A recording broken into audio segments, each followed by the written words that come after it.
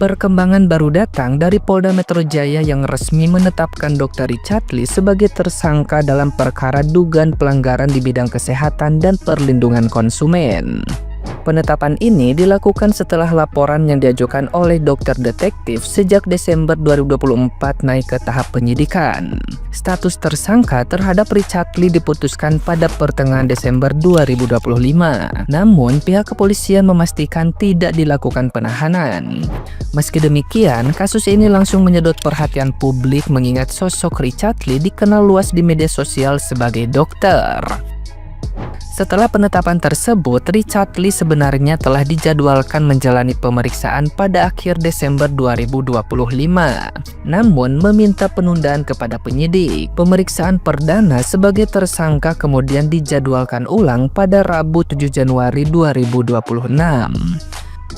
Hingga kini, kepolisian masih menunggu kepastian kehadirannya. Jika pada tanggal tersebut tidak ada konfirmasi atau kehadiran, penyidik akan melayangkan panggilan lanjutan sesuai prosedur hukum.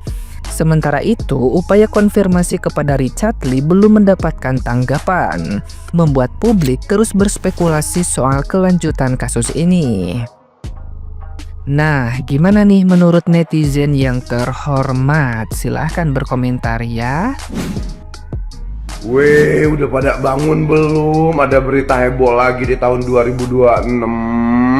Katanya DRL ya statusnya udah tersangka. Baru lihat berita tadi. Apakah kedepannya nanti ada calon-calon tersangka selanjutnya?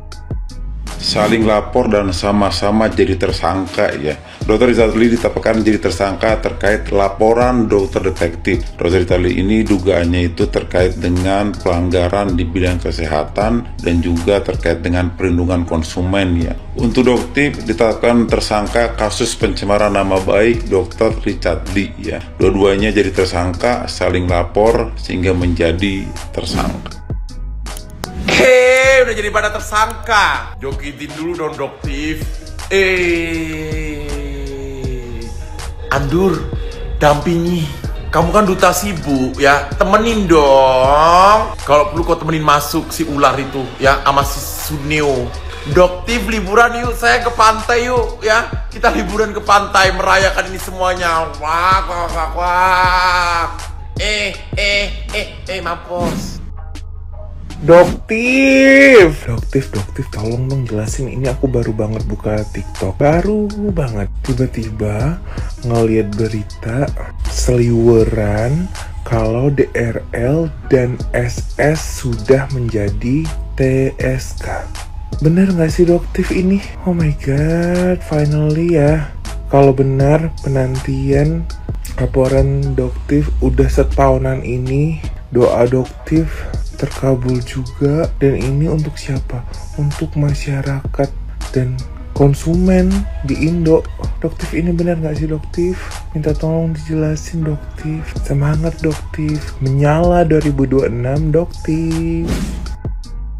Dr. Richard Lee jadi tersangka kasus dugaan pelanggaran perlindungan konsumen.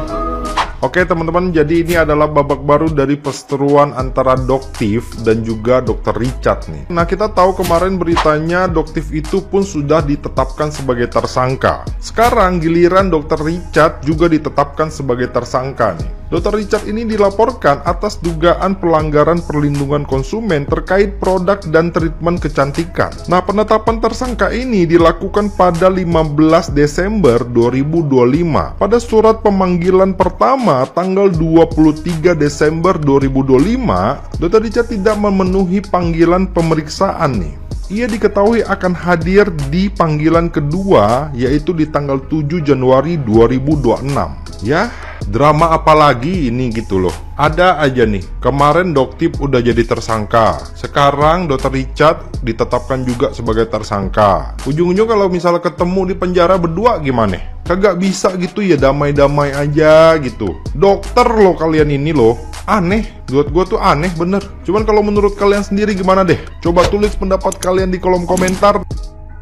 Dr. Richard Lee dan Doktif dua-duanya dijadikan tersangka. Waduh, kok bisa ya? bukan hanya salah satu, ya bisa, karena merujuk pada pelanggarannya. Nah, si Doktiv menuduh kliniknya Dr. Richard Lee tidak punya SIP, sementara si Richard Lee jadi tersangka karena soal kesehatan dan perlindungan konsumen. Apa hikmah di balik semua ini? Artinya kita sebagai masyarakat di era transparansi seperti ini haruslah hati-hati ya. Jangan asal menuduh, merasa paling benar sementara tidak punya data dan bukti. Ingat, hati-hati ya menuduh di era sekarang karena ada UU ITE. Semoga ini jadi pelajaran penting buat kita. Sehebat apapun keuangan kita ketika sudah melanggar hukum di Indonesia, ngeri sedap, dan kalian akan rugi ketika berurusan dengan hukum. Waktu kalian habis dan dananya juga nggak sedikit. Oke? Semoga bermanfaat. Salam. Informasi terupdate to date hari ini. Wadidaw, kok agak lain hari ini Miss Gosip. Iya, soalnya Miss Gosip baru bangun tidur ya guys. Jadi mendapatkan berita sewadidaw ini nggak bisa sabar sayang. Langsung jiwa ke gosipku meronta-ronta ya.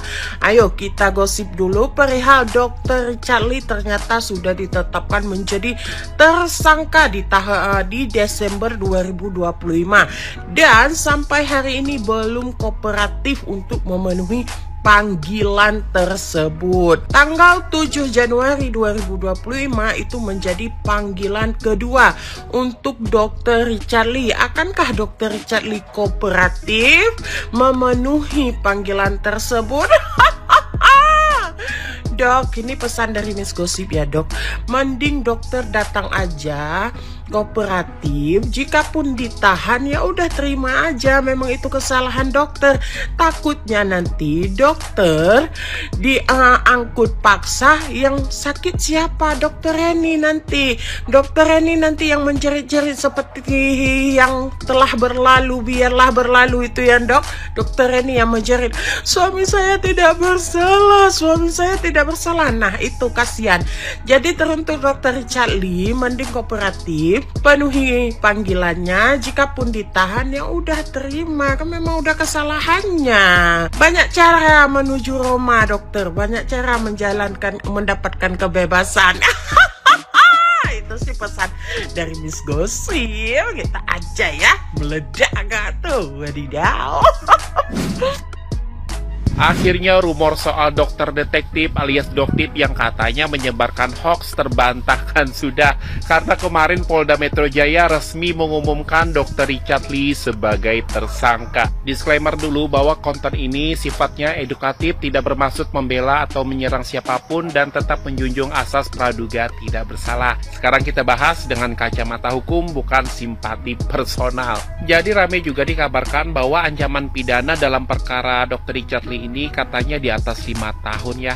Artinya menurut KUHP yang baru yang berlaku pada tahun 2026, syarat objektif penahanan sebenarnya sudah terpenuhi. Lalu bagaimana dengan syarat subjektifnya? Jadi sahabat cendol, dalam pasal 99 sampai pasal 111 KUHP yang baru ya, penahanan dapat dilakukan jika ada alasan konkret, antara lain tidak kooperatif terhadap panggilan penyidik, kemudian berpotensi menghambat pemeriksaan, kemudian menghilangkan barang bukti atau mempengaruhi saksi-saksi. Jadi kemarin Polda Metro Jaya juga menyampaikan ya bahwa Richard Lee ini sempat tidak hadir satu kali panggilan sebagai tersangka ya, sebelum meminta penjadwalan ulang pada tanggal 7 Januari 2026.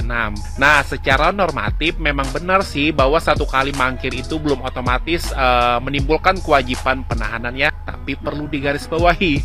Ketidakhadiran tersangka bukan hal sepele sahabat cendol, apalagi dalam perkara yang menyangkut kepentingan publik dan kesehatan masyarakat ya. KUHP baru tidak menghapus penahanan, tapi justru memberikan standar yang lebih tegas ya, agar penahanan dilakukan ketika relevan dan dibutuhkan. Nah, dalam perkara seperti ini yang memiliki dampak luas ke masyarakat, penyidik sebenarnya memiliki ruang dan dasar hukum untuk mempertimbangkan penahanan ya. demi menjaga objektivitas penyidikan, kemudian keamanan barang bukti, dan tentunya kepercayaan publik terhadap penegakan hukum. Jadi posisi netizen Es Cendol sangat jelas, ini bukan soal membela siapapun ya, ini soal memastikan hukum tidak longgar hanya karena status atau popularitas.